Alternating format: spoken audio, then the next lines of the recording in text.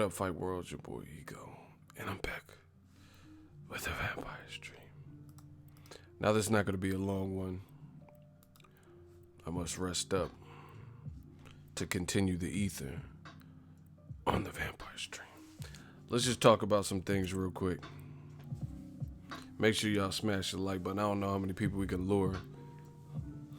We work round the clock on this side. The Vampire Stream. Ego, you stay working.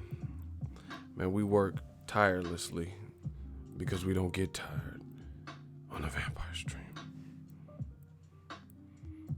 We are not human. We are not mere mortals on the Vampire Stream. I'm pretty sure if I look in the mirror, I don't even think I got a reflection on a Vampire Stream. Man. Shout out to Jose de Jesus, Ivory Hendricks. I got a quick one for you. So, Eddie Hearn did an interview with Sky Sports. And on that interview, he said some interesting things. We don't have enough people, so I'm not going to read it verbatim. I'm just going to paraphrase. Shout out to Ivory Hendricks, says, I'm a big fan, and we on the Vampire Stream. So Eddie Hearn basically said, Kell Brook, with a long 16-week camp, he's going back down to 147 if he can land in the Amir Khan or Manny Pacquiao fight in December. They've spoken with Pacquiao's representation, or Pacquiao, his team, in recent weeks. They're trying to get him on DAZN. He's a free agent. He's not signed to Top Rank. Top Rank had a meeting with him. They're trying to sign Pacquiao, to some kind of fight deal. And that's where it sits. First, Amir Khan has to win this Saturday. He's fighting Samuel Vargas. Now, the most interesting thing that I took away personally from hearing this news is this is complete opposite to what was said before regarding Kell Brook, right? Kell Brook, he first clowned Errol Spence and said Errol Spence kind of was overhyped by Americans. He's the new Jeff Lacey 2.0. Nobody's really knowing Errol Spence, and he's looking for big fights. But then the new media, the pressure got too big, making video after video talking about Kell Brook Spence being a good fight. And you winning, bro. Good shit. Second to none promotions. Thank you. So new media, we dropped the gavel. We were making videos, bringing exposure to a fight that the fans demanded. The fight was eventually made after Kell Brook healed from his surgery from the Golovkin fight with his first eye injury. Fight was made. Good fight. I think it happened in May, maybe April. I think it was May, though. And Kell Brook lost. He got stopped by Errol Spence in the end. Started off good, was winning some early rounds. Spence was on like a 9-month layoff, so he looked a little bit more sluggish. He didn't get as fast of a start as he probably would have liked. And the end result was Kell Brook got his other eye bashed in, another eye injury, and was forced to retire. Like he couldn't continue, so he had to quit. Eye injury, wasn't feeling it. Things weren't feeling right. After the fight, Kell Brook says it's because of the weight. It was unnatural weight. After coming down from the Golovkin fight, he could no longer make 147 comfortably, even though he looked shredded and ripped and he looked like he was in great shape. He said that the weight drain was too much and he wasn't at his true, I'm not at my true weight, basically. That's what he was saying. So he kind of had a built-in excuse. Shout out to Brian Delgado for the subscription.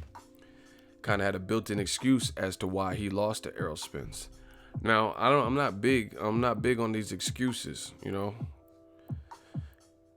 And he said that, and I'm like, whatever. But now, after you have one fight at 154 and pulled out of another fight with Brandon Cook, now Eddie Hearn is saying he's going to go back to 147 if Amir Khan wins and he can make a Kell Brook versus Khan, or if Pacquiao decides to fuck with DAZN. This is crazy, people. This is crazy.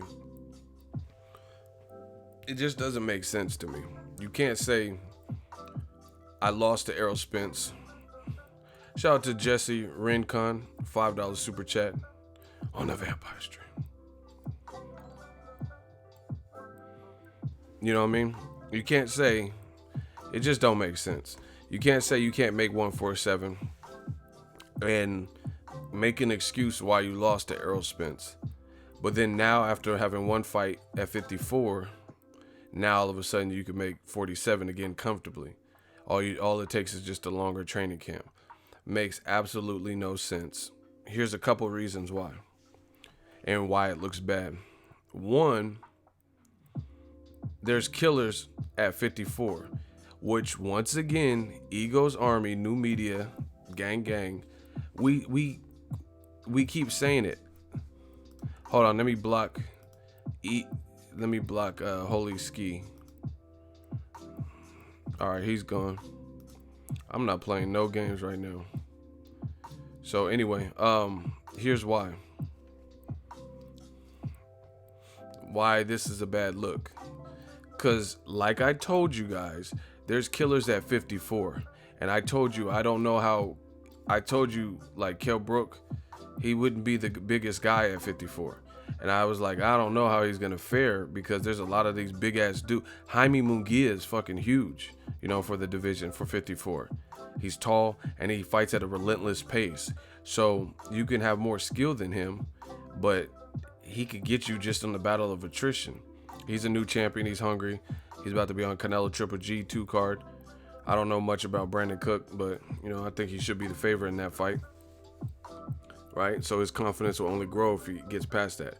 So Jaime Munguia will be a difficult fight for Kell Brook just based on the size and the pressure. He has very good body work, very good combination punching and inside fighting. Jermell Charlo's a fucking beast. And you have Swift Jared Hurd. That's the top, the top crowd. And then you have Erislandy Lara. Those are like the top dudes at 54. So once again, New Media was right. I was like, man, how is Kell Brook gonna fight and fare against these big dudes at 54?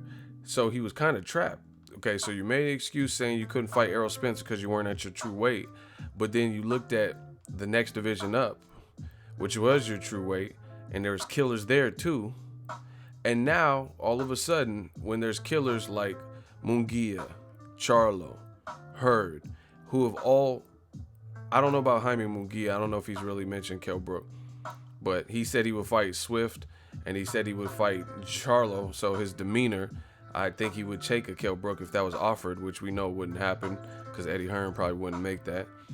But anyway, the other two, Hurd and Charlo, said, yeah, I'll fight Kell Brook. No problem. I have the tweets and stuff from them. I've made videos about this, right? So they already obliged Kell Brook and said they'll fight him at 54. Now all of a sudden, you can make 47 again. Not a good look, people. It's not a good look just for that. You said you couldn't make 47. Then people like myself, once again, not to toot my own horn, but Ego's Army, New Media, I told you, I was like, man, how is Kell Brook going to fight? Like, he can fight Rabchenkos and stuff like that all day and probably get some wins. But I said, how is he going to fight the upper echelon at 54? Because them dudes is real big.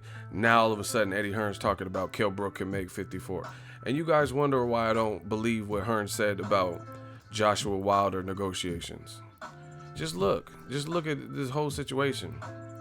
Now, all of a sudden, Kell Brook can make 47 again. After he made the excuse why he lost to Errol Spence. Unbelievable. Unbelievable. Another reason it's a bad look is even when Errol Spence moved up to 54, I have videos about all of this with the tweets included. New Media. There's no... See, this is New Media is putting a different type of accountability on this game. You have to be accountable. Everything is documented. It's just like Menace Society. I'm like, I guess Bill Duke. You done fucked up. If you're not... We will get you. If you're not being transparent and you're not being truthful, it's gonna come back. Oh yeah, J-Rock Kell Brook would have been a difficult fight too. Very difficult. Good add-on. That's what I'm saying. These are all killers at 54. But I have videos about all this, and I tried telling you, I was like, man, how's Kell Brook coming off of 2 losses?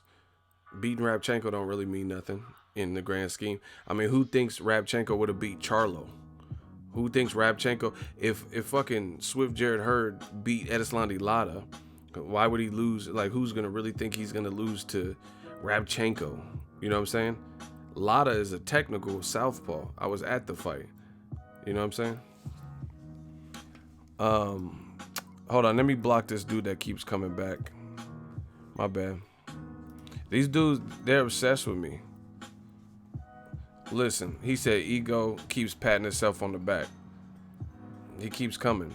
Listen, it goes like this. Either I said it or I didn't. I don't give a fuck about patting myself on the back. I mean, facts are fact. If I said this shit, I said it. If I didn't say it, I didn't. And at the end of the day, y'all know what I say if you follow the channel. And I told you this with Kell Brook. I said, how is he going to fare with all these top quality guys at 54? Is he going to fight anybody upper echelon? And I told you I didn't buy that Spence. I lost because of me weight and all that, right? Now all of a sudden everything's coming to play. Just like I stated. Eddie Hearn saying now Kell Brook can make 47. He just needs a 16-week camp, 6 extra weeks or whatever. Whatever. But another reason why it looks bad is this. I did a video and the tweets are in the video. You guys can check all of this. Kell Brook, he challenged Errol Spence to a rematch, but it was under one condition. It was that the rematch was held at 154. Erickson Lubin would be an excellent fight for Kell Brook too at 54. All right, we got a hot seat. Antonio says missing information. All right, what's the missing information, Sky Sports? Please tell me. Please tell me, Matchroom. What have I missed? What's the missing information? Please hurry up. Antonio Sinclair, you're in the hot seat. What is the missing information? Thank you. I got a shooter too. Shooter, be ready. Be ready. Who's this Antonio? Antonio, you have 10 seconds. Here, I'm blocking him. He's taking too long. We're not even waiting. He's playing the game. So Antonio Sinclair, he's out of here. It's clearly a troll or something. Anyway, we're not playing no games. We getting straight to the money. Shout out to my shooter James Souza, just checked in. Army. You know, when they start answering one sentence at a time, you know it's some bullshit. Not answering the question. But anyway, they're not gonna derail me because this is a vampire stream. You know, I don't have time to be fucking with trolls and shit right now. I'm up here eating, working, no excuse. The vampire stream. Once again, this is why it looks bad for the Kell Brook situation. Because I did a video about it with the tweets included. Kell Brook challenged Errol Spence to a rematch. But he says, come up to me and fight me at 54. Fact. Errol Spence says, you got to do something at 54 first. He responded to the tweet. He said, I'll fight you, but win a belt. And then it's man down part 2, right? This is all factually stuff. I already did the video when it happened, right? So my thing is this. Why do I want to hear about Kell Brook versus Pacquiao or Amir Khan, you know? But Errol Spence had to come up to 54 to fight you. Why when you challenged Errol Spence to a rematch, why didn't you say, give me a 16-week camp, which is what Eddie Hearn's saying on your behalf. Give me a 16-week camp and I'll beat your ass, Errol Spence, in the rematch. I almost had you in the first fight. My eyes fully healed now, you know? So it's just not a good look. He said, okay, so why? Okay, first of all, Errol Spence went to the UK. Fact. Went to Sheffield. Kell Brook's literal back. It's not like they fought in Manchester or London. He fought literally where Kell Brook is from, in Sheffield, right? At the little soccer stadium, right? And he already came to you, beat you, and you still want to have A-side advantages talking about come up to my weight. That's why Errol Spence checked him at the door. He said, I'll fight you again. No problem. But you got to win a belt or something. Like, do something, be relevant. Like, do something relevant at 54. Like, beat my buddy, my sparring partner and friend, Jermell Charlo. Beat Hurd or Lada or whoever had belts at the time. You know what I mean? But that's my question. If Kell Brook could have made 47 this whole time, see, I thought he couldn't make it based on what they said. So if he could make it this whole time, why did he challenge Errol Spence to fight him in a rematch at 54? Why didn't he say, I want a rematch at 47? I'm coming correct now. If you could make 47 for Pacquiao or 47 for Amir Khan, again, this is not good. It's not a good look. Kell Brook's a good fighter, but the message is not consistent. Matchroom is looking shaky with some of the fighters and the message. You know what I mean? Even Amir Khan, I know he's new to the Matchroom situation, but he's fighting this weekend on the weekend of Danny Garcia, Sean Porter, which is a great welterweight fight. I'll be there. He's fighting a Samuel Vargas who got stopped by Spence, who got stopped by Danny Garcia. So instead of Khan being in Sean Porter's spot or something and rematching Danny Garcia, or him fighting Errol Spence, a guy he called out, he's fighting their leftovers under Matchroom. Where's the lie? Like, what if I said that's incorrect? And see, the fans, I'm gonna tell you, they're gonna say, "Oh, you're hating." Well, if I was hating, I would be making up shit. I wouldn't be saying all these facts. So it's looking shaky for Matchroom fighters right now. I can't say everybody because I know they have a decent amount of fighters, but some of their top guys. Kell Brook said he couldn't make 47. Now Eddie Hearn's saying we're trying to get him 2 fights at 47, Khan or Pacquiao, but not an Errol Spence rematch. So if you're gonna come back to welterweight, why do I want to see you fight Pacquiao? Why do I want to see you fight Amir Khan? You could have fought Amir Khan in the last 7 years. Never happened, So, again, I will watch these fights, but it doesn't excite me the same way. You gave Spence a run for his money. Rematch him at 47. I'm sure he needs an opponent. He wanted to come back for a 3rd fight. So if you're going to fight in December, why don't you come to America like you did with Sean Porter and rematch Errol Spence? I'm sure a rematch would do good numbers in the States. Fight him in Texas. He fought you in your backyard, and he's the champion now. He has your old belt. So you want to fight Pacquiao for a fake-ass belt because we know Keith Thurman, to my knowledge, is still the super champion. You're willing to fight Pacquiao, who's fucking 5'2", and he looked good versus Matisse, but Matisse didn't do shit at welterweight either. Who did Matisse really beat at welterweight? 140-pound Emmanuel Taylor and the dude from Thailand.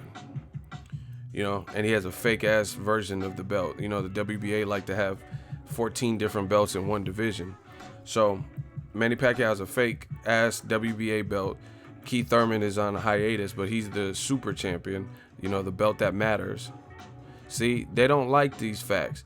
When Golovkin was the super WBA champion and Daniel Jacobs was the regular champion, y'all shitted on Daniel Jacobs like, oh, he don't even have the real belt. He has a trinket. He has a keychain. So then, using your logic, the Pacquiao belt really doesn't matter. He has the regular version, and Keith Thurman is the super champion. So why do you want to fight a guy with a fake WBA belt, or a guy, Amir Khan, who's 1 fight removed of a vicious Canelo knockout? Maybe 2 fights removed if he gets past Samuel Vargas with no belts. Fight Errol Spence for your old belt if you can make 47. So the zone for me, it's not off to the best start. I just got to be honest with you guys. It really isn't. How is it? These aren't the fights. You know what I'm saying? Like, there's money in a rematch with Errol Spence. Fight him in Texas. He fought you in his backyard. Pacquiao definitely ain't the draw that he used to be. That's why his fight wasn't even talked about with Matisse. That type of, someone said it's that UK soft matchmaking ego. That shit don't fly in America like that. You know what I mean? And especially when you said before the fight Spence was Jeff Lacey and then he beat you And then you had reasons why he beat. It's just like Kovalev. Kovalev said Ward is a son of judges or whatever. And then he comes back and beats you in the rematch. And then you come up with a different. We're not doing this. You know, we're not going to play like that. Like, that's what boxing is becoming every single time. If a motherfucker don't get knocked out, it's always an excuse. Always. And even if they do get knocked out, like Kell Brook, sometimes it's still an excuse. Oh, he knocked me out, but the ref stopped it prematurely. He knocked me out, but I was catching my second win. I bent down to tie my shoe and the ref counted me out. Like, you know, it's literally always something. Literally, that's what's happening with a lot of boxing. Instead of just shout out to Robert Easter. You know, I'm definitely going to check out his next fight. You know why? Because he's a good fighter and he owned his loss to Mikey Garcia. I was there. Mikey clearly beat him. He didn't say, "Oh, I got sick and threw up in the locker room. I was sick this training camp." He didn't. He was making jokes, talking about Martin Lawrence and Martin Show, and Tommy Hearns. I respect that. You know, I respect anybody who just takes the fade and just, you know, I'm good. Shout out to Luke Jackson. I just think go check his Instagram. Please follow Luke Jackson, Robert Easter, because they took their losses gracefully. Luke Jackson just said. He said, you know, I gave him my best shot. You know, I'm just a little kid from Australia, and I just fought to a world title, got in the Olympic Games. It wasn't my night. I respect it, you know. We got to get back to boxing. Boxing is a gentleman's sport. Shout out to Jamie Sandoval, $5 super chat, spitting the knowledge, gems. Listen, I don't know what they thought Ego's Army was, new media. I don't know if they thought this shit wasn't real. But we in full effect, and we standing up for something. Shout out to Colin Kaepernick. He got that Nike endorsement deal. See, it's the same thing. They can hate, they can get mad because we being real and we addressing real life issues. But you can't stop nothing. You can't stop the money from coming in. You can't stop it. Real recognize real. Shout out to Nike. Nike said, okay, Colin Kaepernick, he can't get no job in the NFL because a bunch of racist owners and bullshit. And because of, you know, racist people or whoever has a problem, white America, whoever has a problem with Colin Kaepernick taking a knee, peacefully protesting, right? He can't get no job in the NFL. You know, Donald Trump mad, talking about he's a coward. Like, bitch, you ain't never been in the fucking signed up for nobody's draft or war. You know what I'm saying? You've been rich all your life. What you talking about? But you gonna say he a coward? What has Trump done patriotic? Because he damn sure ain't running the country. Every day I watch the news, it's drama about Trump and his cabinet. Something he said that was crazy, touch her in the pussy, and you know, all types of stuff like that. You know what I mean? Someone got fired. Someone's being investigated. Russian collusion. You know what I mean? Like, come on, man.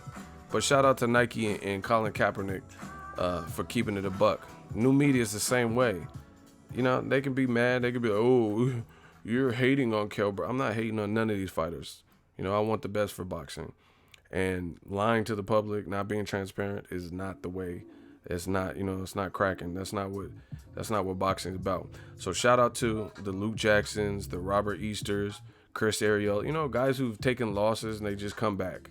You know what I mean? Not like Kovalev, who made a bunch of excuses why he lost. See, and the other thing I'm trying to tell you, I'm trying to warn y'all, these fighters that keep making excuses, you know, it's not a good thing, because at the end of the day, like, what is Kovalev? What can he say for the Eliter Alvarez?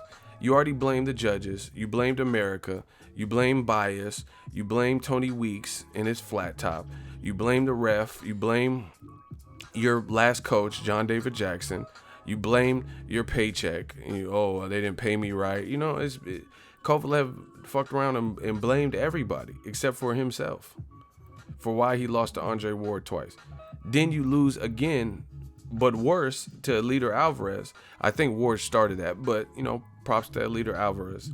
You lose to him, 3 knockdowns and knocked out. You know, you can't blame the ref for that. You were just done for, no legs. So who are you going to blame now? And now you're trying to do an immediate rematch with the Eliter Alvarez. But the bad guys probably know where you're at. Good luck. So that's another reason why these excuses, it's better. It's so much better to just own it. It's so much better. And that's the same thing with Kell Brook. Had he just said, man, but see what happened. I understand the mindset. I understand the mindset.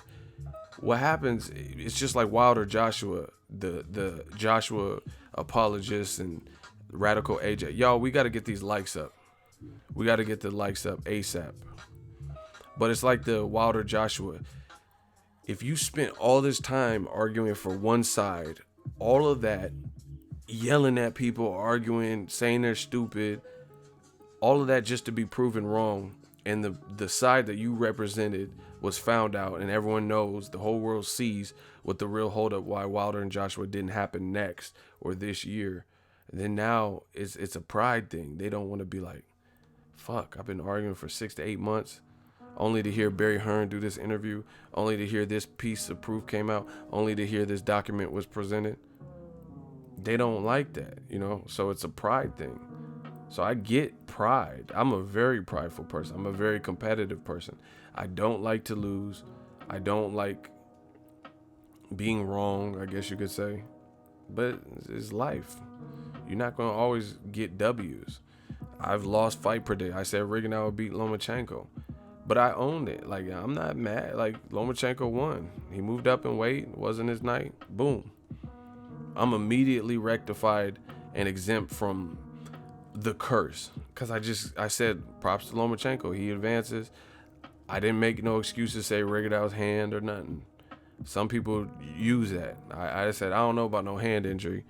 It looked like he was, couldn't get off and all that.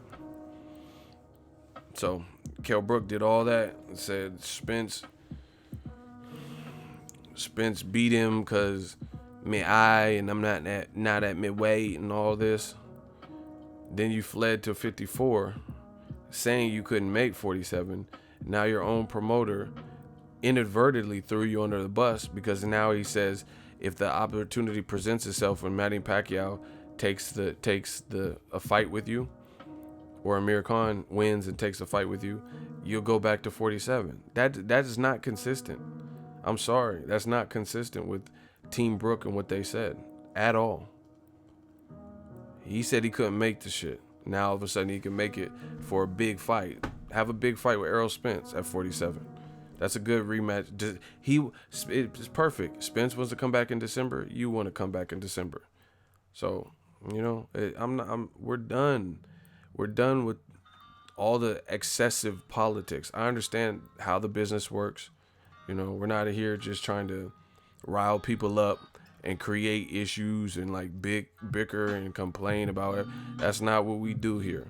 New media, this side, Ego's Army. But we just got to be real with boxing. Like Luis King Kong Ortiz, I'm going to keep saying it. I don't care if nobody believes in me, nobody believes me, no one agrees. Y'all ducking that man. Y'all being top heavyweights. Shout out to Duke Bigelow. He said, shout out to Ego. Been watching you since you was a pup in the game. Keep chasing greatness. Appreciate you. I appreciate that a lot. That's what I'm saying. These dudes don't want no fade with Luis King Kong Ortiz at all. It's always an excuse. Oh, where's his birth certificate? I mean, isn't he like 1,000? It's not funny to me. Somebody needs to fight him. Not named Wilder. Wilder got the Willy Wonka golden ticket. He got the golden ticket. He already beat you. So if a rematch, listen, this is how the game should work, in my opinion. Wilder stepped up and fought the boogeyman, was in a very tough fight. You could say he nearly lost if you look at that 7th round, right? He was in trouble. But then he prevailed. He got it together, he prevailed. He gets the golden ticket to Hollywood Week. The golden ticket to Willy Wonka and the Chocolate Factory. If a rematch presents itself later down the line after Luis Ortiz has fought some good people and earned it again, I'm all for it. But what these motherfuckers want to do is the only person who would step up with a big name, something to lose, no losses, heavy momentum, chasing a big fight, on the verge of a big fight, was Wilder. What these motherfuckers want to do is see that he was in a tough fight with Luis Ortiz and then say he needs to fight him again. No. That's not how this game works. The one person who stepped up and beat him via knockout when he was undefeated, why the fuck does he have to rematch him again? You see how backward? That shit is ass backwards. You see how ass backwards that is? So Anthony Joshua, that was his mandatory. So he could fight Povetkin, you know. So there's really no reason. How can you fight Povetkin? That should have been Luis Ortiz. They both failed 2 drug tests, you know. But Luis Ortiz is sharper. They're both 38, 39, or whatever, something around there. Luis Ortiz at least has, in recent memory, a more memorable performance versus Wilder. Povetkin don't have no memorable performance against somebody with... He has a memorable performance against David Price, who has 5 knockouts, all 5 by knockout, or 5 losses, 5 by knockout.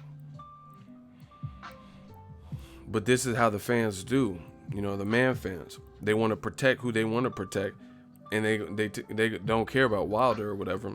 So they'll say the guy who just fought the boogeyman, took the challenge, took the gamble, he gotta fight him again in a rematch. Oh, let's see Wilder versus Luis Ortiz on pay-per-view. No, I don't want to see that. Let Ortiz, since he already had a crack at that, let him earn his spot. Similar to AJ versus Dillian White. They didn't do an immediate rematch because Dillian White got knocked out. But now Dillian White, you know, he might get the AJ fight in April, maybe.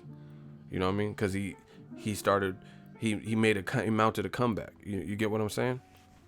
You don't just get knocked the fuck out, no controversy, and then you just get to fight that guy again. Meanwhile, nobody else in the heavyweight division wants to give it a go with Luis Ortiz. And we've seen him knocked out. We've seen him spit coming out of his mouth. But they gonna say Wilder need to fight him again. This game is fake, man. A lot of politics. I'm trying to tell y'all.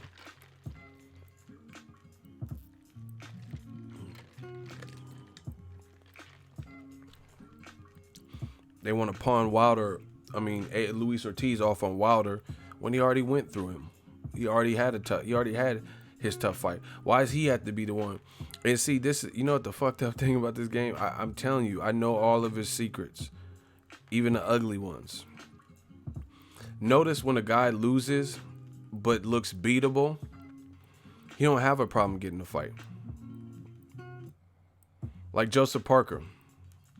Neither him or Joshua really shined and made like an epic heavyweight battle. He had no problem getting a Dillian White versus Joseph Parker fight. But Luis Ortiz shined in his loss. He was looking good. He was looking sharp as fuck, to be honest, in his loss to Wilder. Now he ain't getting no calls. We know what that is. How is it? Joseph Parker didn't look sensational versus AJ. You know, some people thought he won, but either way, you can't say he was like the sharpest and he was like just going crazy.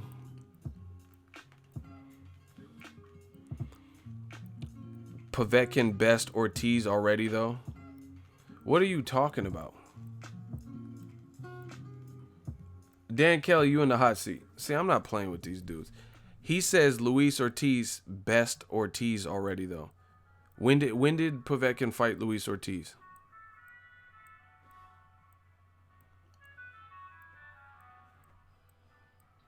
I'm talking about as a pro. When did he fight him?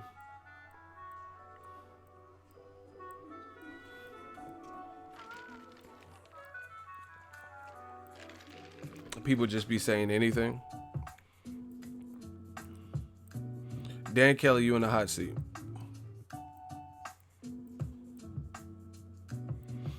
When did Povetkin best him?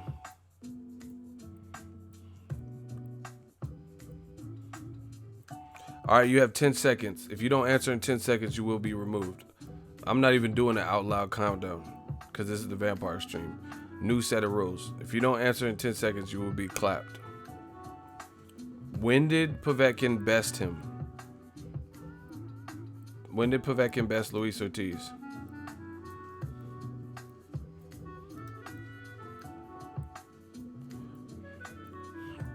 Povetkin beat Ortiz in the amateurs and is currently ranked higher.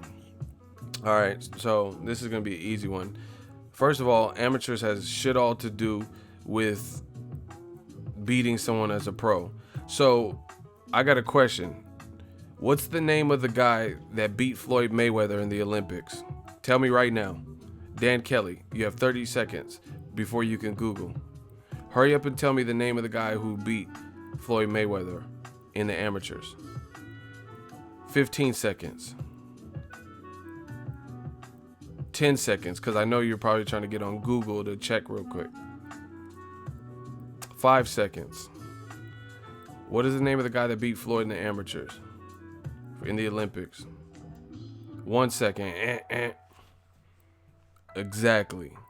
You don't fucking know. We all know who Floyd Mayweather is. But who's the fucking dude that beat him in the Olympics when they robbed him? No one knows. No one gives a fuck. So you sound stupid. Strike one. Two, Povetkin is 38, 39 years old. So his amateur days are long gone. People develop. So strike two. What does the amateur have to do with some shit? You know, there's a guy who beat Lomachenko in the amateurs, and then Lomachenko came back and beat him in the amateurs 2 times. Who cares about that dude? Lomachenko's the hot pro. I don't even know the dude's name off the top of my head. So the amateurs has nothing to do with the pros, especially when it was so long ago. People developed, and it was a different scoring system back then. If this man got an L, put your L's up so we can move on. Dan Kelly, if he got that vicious L, put your L's up. The sooner y'all vote, the sooner we can get him out of here if y'all vote him off. You're talking about Povetkin beat Ortiz in the amateur. I don't give a fuck. All right, get him out of here. Shooters. I think James Souza, it might be just you. Talking about he beat him in an amateur. He already bested him. And then another strike is he said he's ranked higher. Yeah, that's because the WBA took Ortiz off the rankings. Even though they're not even the ones that found the drug test, and the person that did, the sanctioning body that conducted the drug test, the WBC, talked to Team Ortiz, had a meeting with Team Ortiz, and they ruled that it was, an honest error. They should have documented that he really does have high blood pressure, and they let him fight for the WBC belt. So how is it the sanctioning body that found the test, the drug test, the failed drug test with 2 substances, they let him fight for their belt, and it was their test. Meanwhile, the WBA wipes Luis Ortiz off of the whole rankings totally, and he still ain't put back. So you want to talk about rankings? That's because the WBA seems to work really closely, we'll say, with Eddie Hearn. Hint, hint. Why is Luis Ortiz the person? How is it that the lab or the sanctioning body that found the drug test seen fit to add him back into the rankings, and then after Stavern 2 knockout, let him fight their champion for the fight after he explained his side? But the WBA, who didn't even conduct the test, their program, they didn't have the clean boxing program that busted Luis Ortiz. They took him off the rankings to this day. And Povetkin, who failed 2 drug tests in the same year. Luis Ortiz didn't even fail 2 drug tests in the same year. Povetkin failed 2 drug tests in the same year for 2 different drugs, meldonium and ostarine. Yet he's put back in the rankings. Come on, man. Make that make sense. I told you, these bums can't beat me, man, because they don't know shit about boxing. This is all off the dome. You know what I'm saying? This ain't even a written. Like, I don't even have to do research and collect. This off, the brain, off the old noggin. So bottom line is, why is Luis Ortiz not in the WBA heavyweight rankings? And he failed 1 drug test, not even conducted by the WBA. And it was excused by the WBC, who conducted the test. Meanwhile, Povetkin failed 2 drug tests in the same year for 2 different drugs, yet he's fighting, and he was the ordered mandatory for Joshua. Come on, man. Someone make that make sense. I got an open hot seat for y'all. Explain how that would work. How is the person who recently failed 2 in 1 year, he's allowed to fight the champion with the WBA, but Luis Ortiz just disappeared off the WBA rankings, and it wasn't even their drug test that beat him.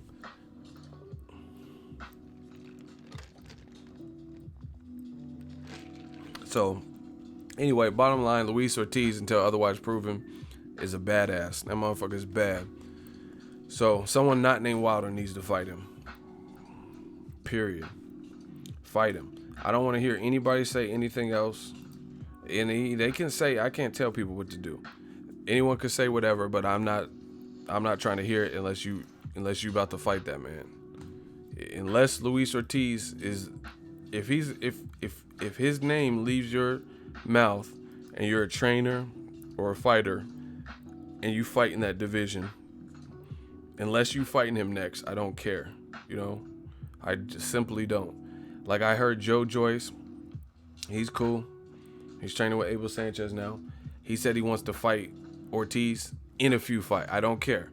Unless he's trying to fight him next, it doesn't matter to me. So when he's ready to fight Luis Ortiz, then that's when I'll read the interview in its entirety.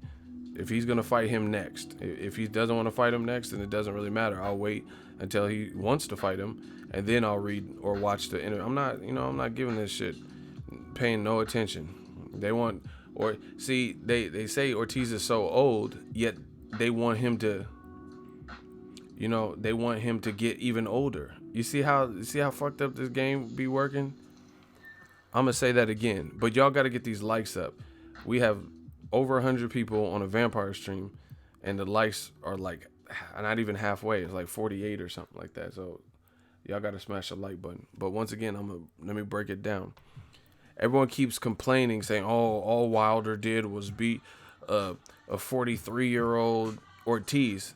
Okay, so why aren't these motherfuckers in a rush to fight him now before he gets any older?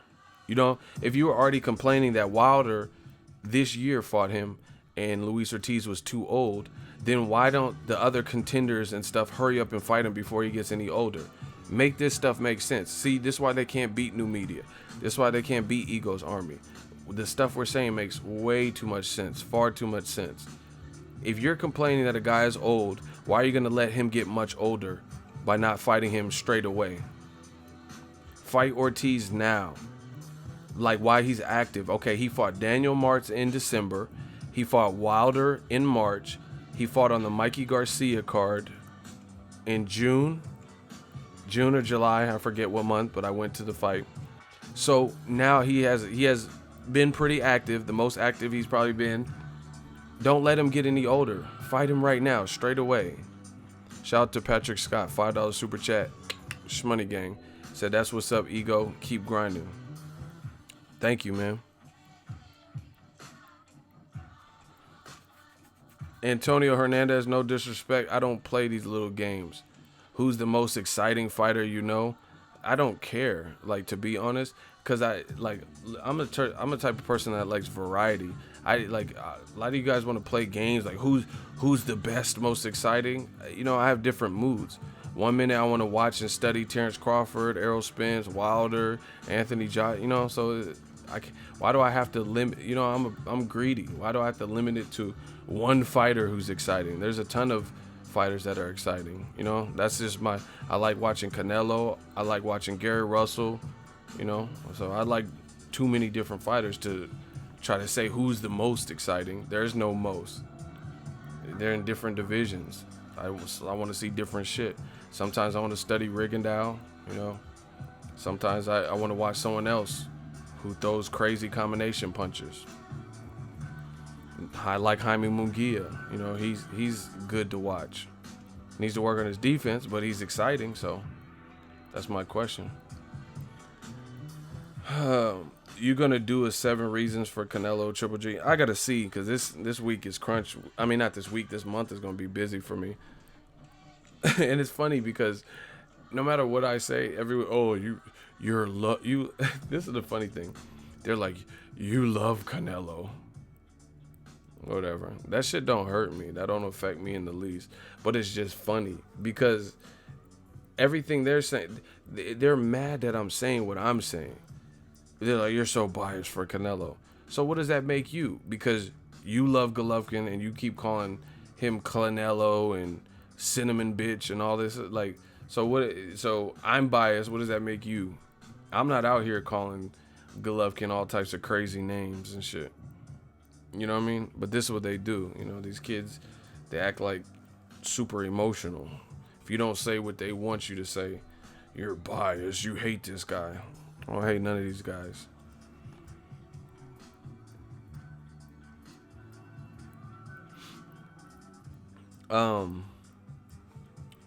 Yeah, that Kell Brook situation, I don't think that's good news. Like, I'm not jazzed about Amir Khan or Manny Pacquiao fight. I know some of you guys might be like, "Oh, that's a great fight." I don't really care, because if you're not fighting Errol Spence at 47, I don't really care to see you at 47, because I thought you couldn't make it. You know, so I'm under the pretense that you were gonna fight one of the top dogs at 54, Jaime Munguia, Jermell Charlo, Jared Hurd, and now you're not fighting any of those. You're going back down to fight Amir Khan, which you should have fought 6 to 7 years ago. You know, people just pick and choose. How come when Mayweather Pacquiao, you guys don't put this in perspective? Mayweather Pacquiao lasted 5 years or so, and people got mad. We did get to see it.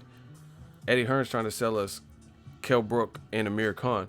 Literally, I did a video. I think it was, I really want to say 2012, 2013, regarding it was like they had a UK show with both Amir Khan and Kell Brook on it, and they were talking shit. So they've been beefing just as long, if not longer, than Mayweather Pacquiao. But everyone wants to be like, oh, it was a quick. We waited until the fight was out of prime.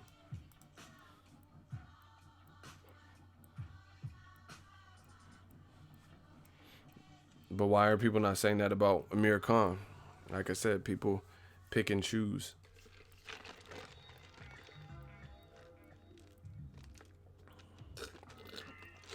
And the difference for me, Floyd Mayweather has never been knocked out, and he was never taken a loss. Even though Pacquiao lost by knockout before, and then in between the 5 years of waiting for the Mayweather fight, he got knocked out again by Marquez. Not both fighters. Kell Brook got knocked out twice, and Amir Khan been knocked out since they started beefing. So that fight's different. You know, at least Floyd was undefeated, and we know Pacquiao still was hard to beat. Juan Manuel Marquez beat him, yes, but he also had 4 chances to get it right. The other guys that fought him for the first time, like Brandon Rios, Chris Algieri, they didn't easily beat him. They didn't beat him at all. So I'm not really, like I said, I'll watch Amir Khan, Kell Brook, but it's definitely lost its luster.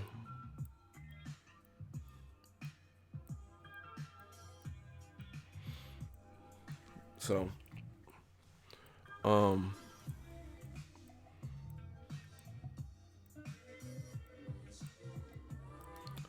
what else? I was just thinking too, Joshua Povetkin is a dangerous fight. The more I keep thinking about it, Joshua's looking light, so I want to see how he does with that. And I want to see mentally what Joshua. I think this is going to show us that, you know, because Povetkin got cracks. Some people, I don't know. Some people think that Joshua's going to like dominate.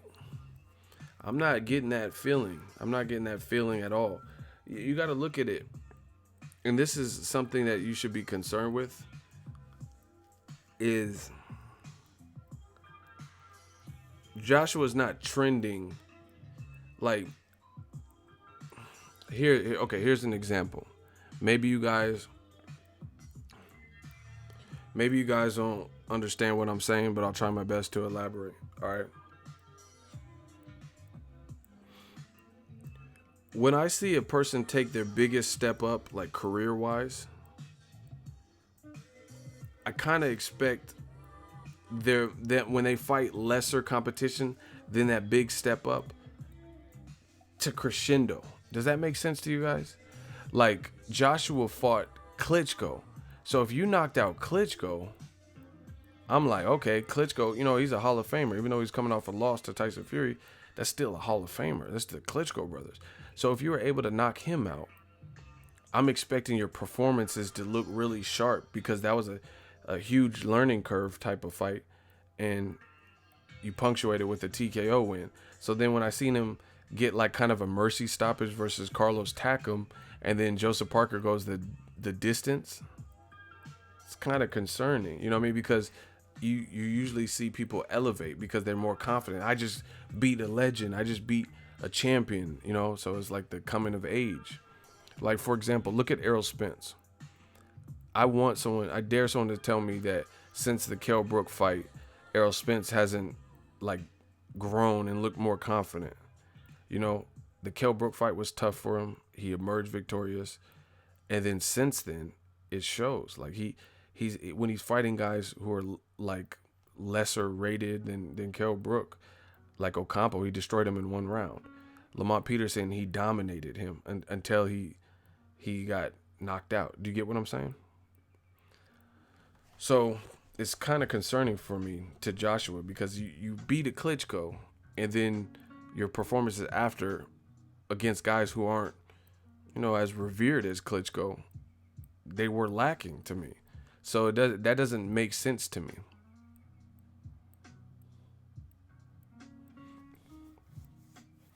It doesn't make sense that you fight someone as good as Klitschko, and then when you fight guys who aren't as revered as Klitschko, you don't look that, because I want to know what you've learned from that. So I don't really see the Povetkin fight being like an easy fight because he hasn't trended that way. His last two performances since Klitschko, it doesn't look like, oh, now he's putting on these phenomenal performances where he looks unstoppable.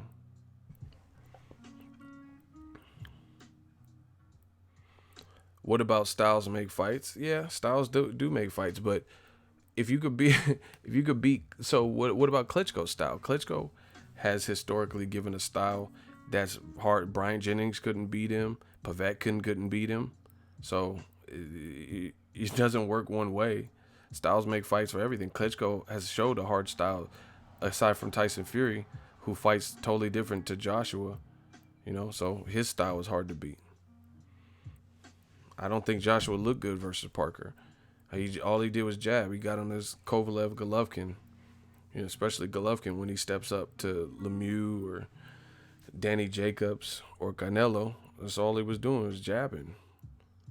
He looked slower, not as explosive, more timid. He just didn't look like the same guy. Like, you mean to tell me the guy that fought Eric Molina and Dominic Brazil, he looked like that when he fought Parker, when he fought Carlos Takam? And see, y'all got to know boxing. Someone says styles make fights. True. But Carlos Takam got knocked the fuck out by Povetkin. So what did Povetkin possess that Joshua couldn't knock him out?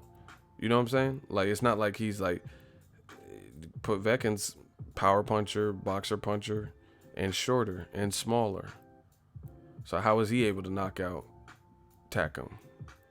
You get me? So it'll be interesting. I don't see the Povetkin being easy work at all. That's a fight Joshua can even lose, depending on what version, how tough Povetkin's training and stuff like that. Because Povetkin got cracks. Takam hung in there and brought it to Joshua. That's what I'm saying. Like, I thought the stoppage was BS. I don't think it was a good stoppage at all. Like, I mean, Takam would have needed a knockout to win, but Takam could have possibly been the first fighter to go the distance with Joshua, but the ref jumped in. But we'll see. I just don't see it as being a pushover opponent. But that was never the issue for me, We wanted to see Wilder. That's the fight. That's the fight that was being built up and in negotiations. Like, I don't know. I really don't know what they did to Joshua's momentum, because I feel like it hit a brick wall. He had so much momentum, so much potential. Everybody on his side looked like he was trending to make a whole lot of money in the sport. And then all of a sudden it came to a screeching halt. And now They gotta rev that engine. They gotta let them cars where it's like an older car, so you just sit on a cold day in the morning before you have to go to work. You have to let it warm up and shit for 10 minutes before you take off. That's Joshua's brand right now. It could still get him to work and stuff, but he gotta warm that engine because people don't like how that Wilder situation played out. Wilder, he did everything he said he was gonna do. I'm gonna smoke him out, and he did that, and he made him look bad in the process. Like, made him look real bad in the process.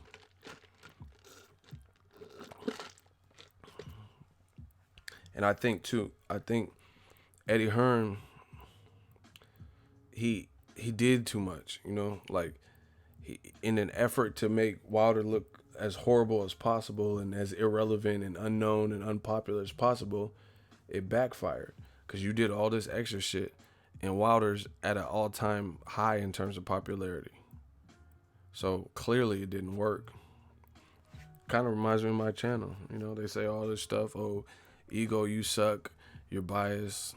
Bullshit boxing talk. I mean, that's cool. But the YouTube analytics keep telling me something different. These paychecks, these, milestones that we're reaching, they're all telling me something different. So, I think we might be onto something. So I look more towards the data and like what the numbers and, different things show. Anybody could say whatever. Yeah, someone said, oh, you're losing subscribers making these videos about Canelo, but my YouTube is not reflecting that. So how, like, I can look under the dashboard, I can look under the hood, you know what I'm saying? How you gonna say I'm losing anything when I see my analytics? Y'all can't see that. I could see my analytics and I could see that it's growing and it rapidly. And I see these other channels that aren't growing. So you're so biased towards AJ. Oh, you did this. Oh, you're full of shit. I mean, none of the numbers are supporting what the AJ protectors are saying. So it is what it is. And now they're talking about Joshua possibly fighting Dillian White rematch in April. Wow. That's just not what boxing needs. You know what I'm saying? Like, that fight, you got to do something big,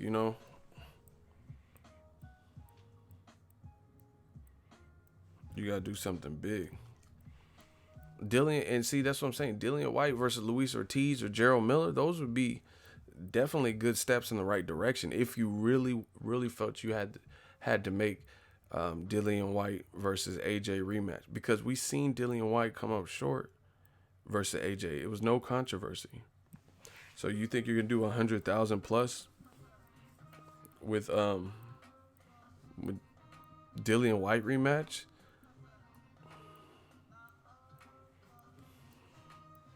I mean, have at it.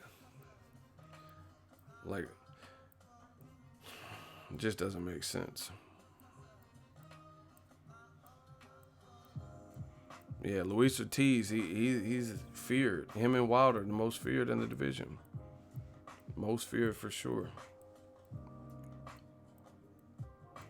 Like, even, and see, this shit is funny. Like, Dillian White, Derek Chisora, why rematch? Okay, the WBC just ordered Luis Ortiz, and now they're talking about Derek Chisora. Why couldn't he rematch Derek Chisora instead of Robert Helenius? Instead of Lucas Brown or something? Why now? Especially if you're really trying to make AJ versus Dillian White, like, come off the heels of like a really big win, meaningful win for boxing, like Luis Ortiz. Or like, Dillian White, he talked about knocking out this guy and that guy. Gerald Miller weighs 300 pounds. So, I mean, he's undefeated. If you can knock him out, that would be probably more impressive than a rematch with Derek Chisora. The rematch should have already happened. See, the DAZN thing, man, I don't see how it can. The way they match make in the UK, by and large, I don't think that's gonna fly in America. Like Jesse Vargas versus Thomas Delorme. Jesse Vargas is a good fighter, Why are you fighting in Adrian Granados' hometown with Jesse Vargas and Delorme? Like, what has Delorme done in recent memory? When you got a guy like Adrian Granados who's at least been on PBC, we've seen him in the public eye in big fights, and he's from Chicago. So at least he can bring his friends. Jesse Vargas comes, he brings good fights. Adrian Granados is always in a good fight. Most of his losses, minus like probably Sean Porter loss, was controversial. That would have been a hell of a fight for Chicago. But you bring Thomas Delorme, who, you know, hasn't really, he lost to you guys. I think he's coming off of a loss. And then Jesse Vargas, I think, lost to Broner, but they said it was a draw. So in my mind, he's coming off of a loss. It's just, how's that? That's the main event on DAZN, you know? I just think they could have did better. Like, shout out to Dale McCree, $10 super chat. Ego, keep handling your haters the way you do. Don't give them air to breathe unlike the others do. Hashtag Ego Army. Shout out to you. I appreciate the advice. Like, Victor Ortiz is fighting John Molina. I damn near would say, I'll ask y'all, but in my opinion, I damn near rather see either one of them fight Jesse Vargas on DAZN, which seems like it would be doable. What do you guys think? What's a better fight? John Molina versus Jesse Vargas, or Thomas Delorme, Jesse Vargas? Jesse Vargas versus Vic Ortiz, or Thomas Delorme? I mean, what sounds better to y'all? I don't know. I'm just giving you my opinion. I'm just being honest with you. I think Ortiz or Molina would be more action-packed scraps if that's going to be your main event. Jesse Vargas versus somebody.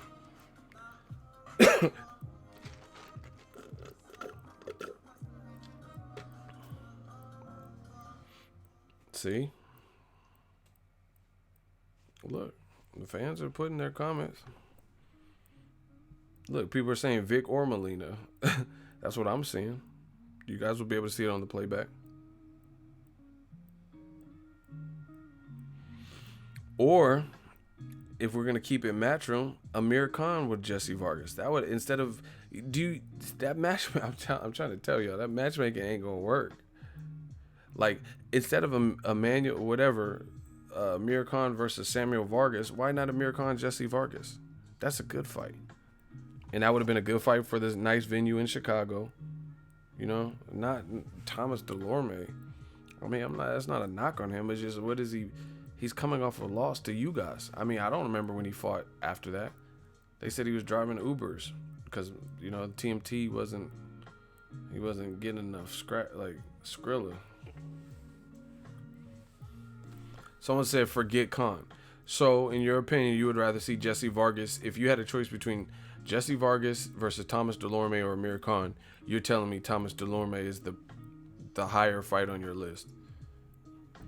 Y'all don't listen. Them motherfuckers talking about forget Khan. So you would rather see, this is to the end is here. You would rather see Amir Khan not get a shot, and you think the better fight is Thomas Delorme and Vargas.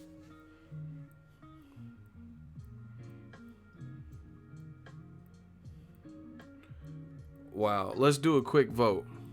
Amir Khan, Jesse Vargas, or Jesse Vargas versus Thomas Delorme? Would you just put Khan or Delorme? What's the better fight? Khan don't have no integrity. What are you even talking about? Integrity? These dudes be saying whatever. He said Khan don't have any integrity. What are you even talking about? Look, so once again, real boxing fans, and you're outnumbered. Everyone else is saying Khan. You're the only one talking about some integrity bullshit or whatever you're talking about. I don't care about what you talk. I'm talking about what scraps make the most sense. You talking about Khan doesn't even have enough integrity. He didn't fast properly. Like, what? I'm talking about fighting. I don't know about no other shit. I'm talking about he's not polite enough. These dudes saying whatever. Anyway, these dudes be buzzkill with these weird ass integrity comments. I'm out. The Vampire Stream. I'll check in with you guys later. I guess I don't have enough integrity. I don't have enough integrity to be on this stream no more. Holla at the kid.